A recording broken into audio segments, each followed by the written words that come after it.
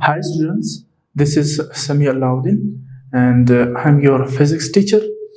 हमारा तीसरा चैप्टर चल रहा है ज्योमेट्रिकल ऑप्टिक्स के बारे में।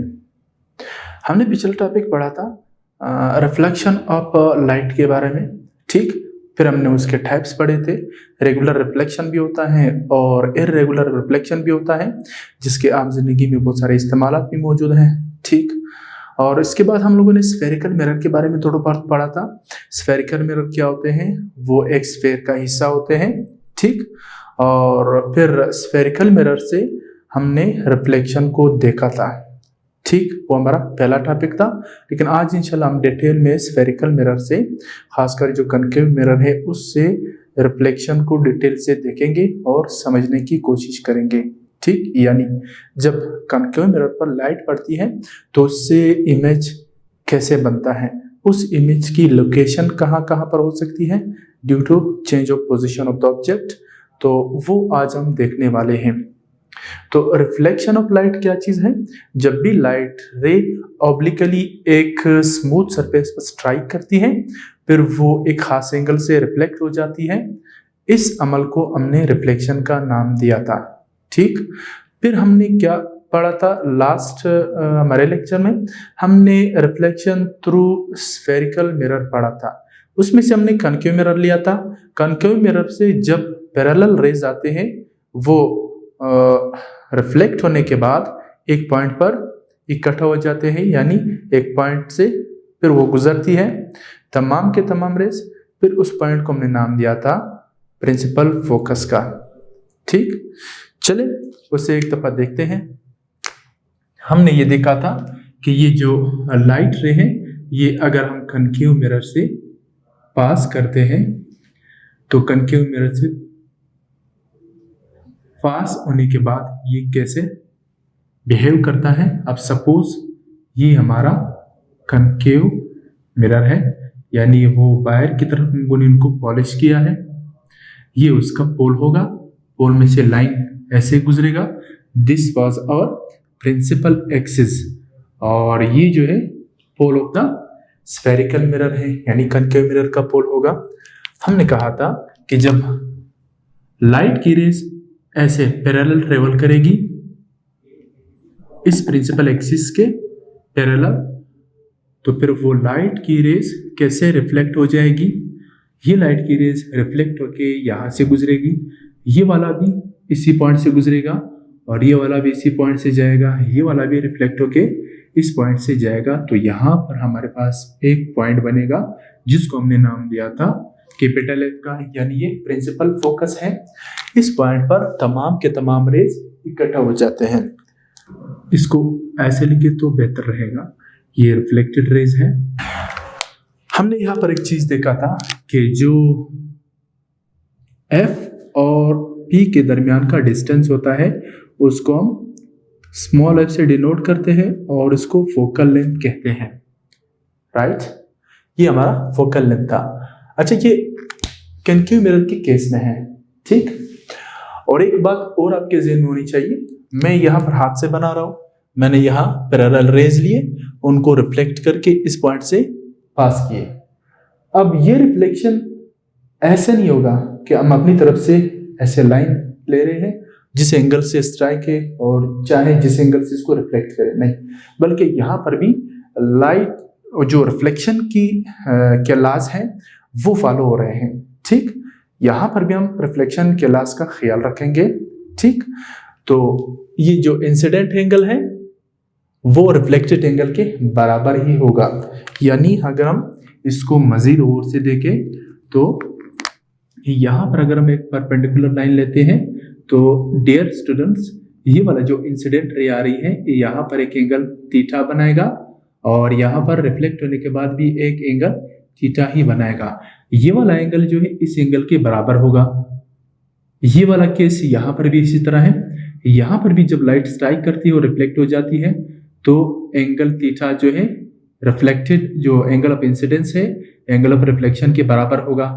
यहाँ पर भी angle of incidence angle of reflection के बराबर ही होगा। ये हमारा रिफ्लेक्शन थ्रू कनकेव मिरर है। अब हमारे पास तो कन्वेक्स मिरर भी है, तो कन्वेक्स मिरर के जरिए से भी हम रिफ्लेक्शन को देखेंगे। सपोज कि ये हमारा एक कॉन्वेक्स मिरर है। डियर स्टूडेंट्स, आप जानते हैं कि कॉन्वेक्स मिरर वो मिरर होता है जिसका ये बल्जिंग वाला जो साइड है, जो उभरा हुआ साइड है, वो रिफ्लेक्टिंग सरफेस होता है, यानी इसको शाइन किया जाता है। पढ़ा था हम लोग पिछले लेक्चर में। इसके बैक साइड को पॉलिश किया जाता है। तो ये इसका पोल होगा which is centre of the spherical mirror, right. अब यहां पर ऐसे प्रिंसिपल एक्सिस लेंगे और पैरेलल रेज को यहां पर स्ट्राइक करेंगे। ये पैरेलल रेज ऐसे आएंगे, स्ट्राइक करने के बाद ये ऐसे चले जाएंगे।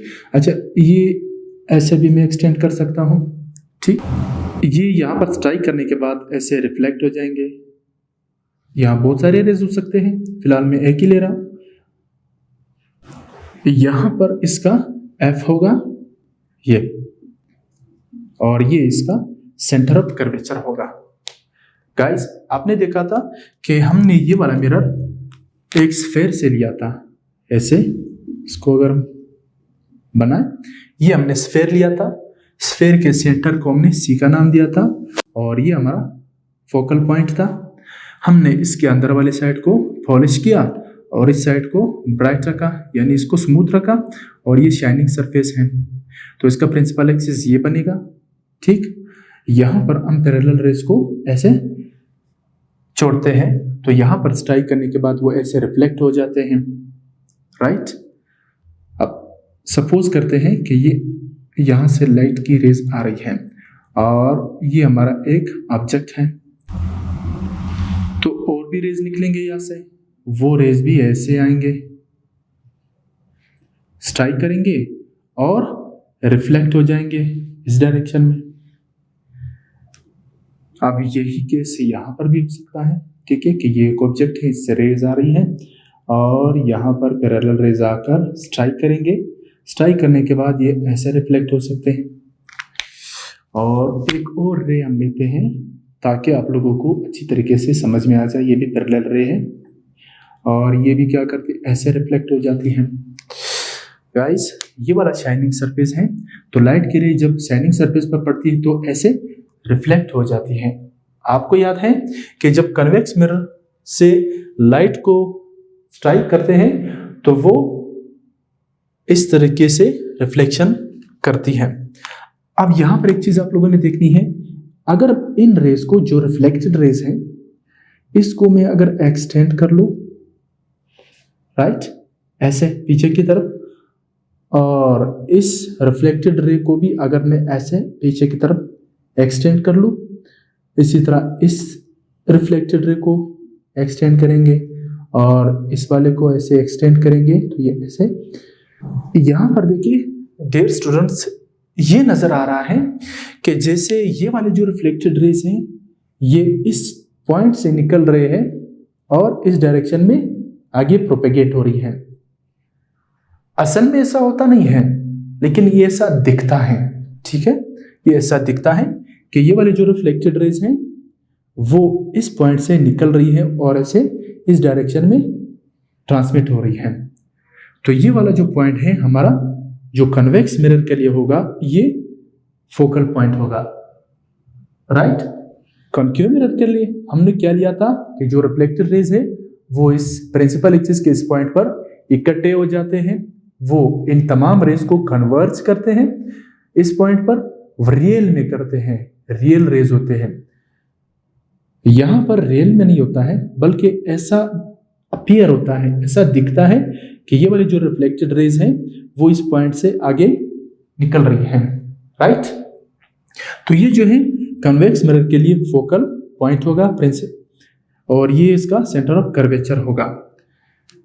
तो इसका भी फोकल लेंथ हो सकता है, बिल्कुल हो सकता है।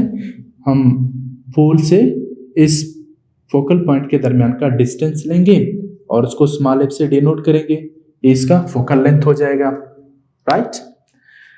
तो कॉन्वेक्स मिरर से रिफ्लेक्शन कुछ इस तरीके से होता है और कॉन्वेक्स मिरर से रिफ्लेक्शन जो है वो इस तरीके से होता है।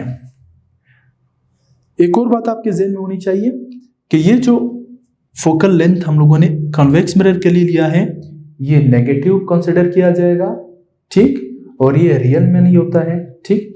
और यहाँ पर जो है ये रियल में होता है, इसको पॉजिटिव कंसिडर किया जाता है। तो ये कॉन्वेक्स और कॉन्केव मिरर से हमारा रिफ्लेक्शन ऑफ लाइट है। This is from convex mirror.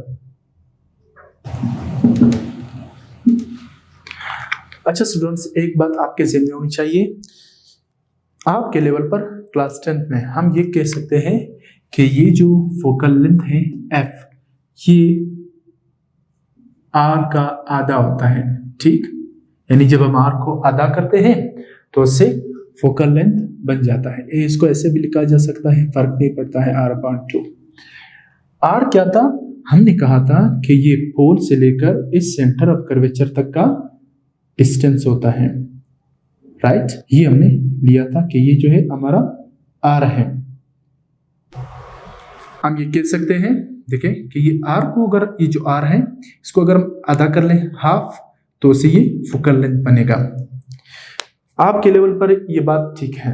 वैसे इसका फार्मूला होता है, उसको ठीक किया जाता है एक तरीके के साथ, जो आप बड़े लेवल में देखोगे। फिलहाल हम ये कहेंगे कि f जो है वो r/2 होता है।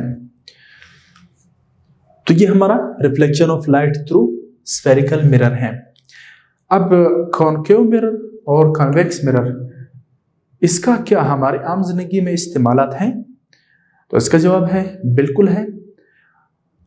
आप लोगों ने, जब आप सफर करते हैं तो एक मोड़ आते हैं, ठीक है, एक ऐसा मोड़ आता है जो खतरनाक होता है, यानी उस पर एक्सीडेंट होने का खतरा ज्यादा होता है। तो उस मोड़ पर आप लोगों ने देखा होगा कि एक बड़ा सा कॉन्वेक्स मिरर लगाया जाता है, राइट। वो कॉन्वेक्स मिरर जो है वो ज्यादा एरिया को कवर करता है। आप यहाँ से जाओगे, जब मुड़ोगे तो मुड़ने से पहले आपको वो सारा मंजर दिखाई देता है, ठीक है। तो इससे एक्सीडेंट होने का खतरा कम हो जाता है। इसके अलावा शॉपिंग मॉल में भी इसको लगाया जाता है, ठीक।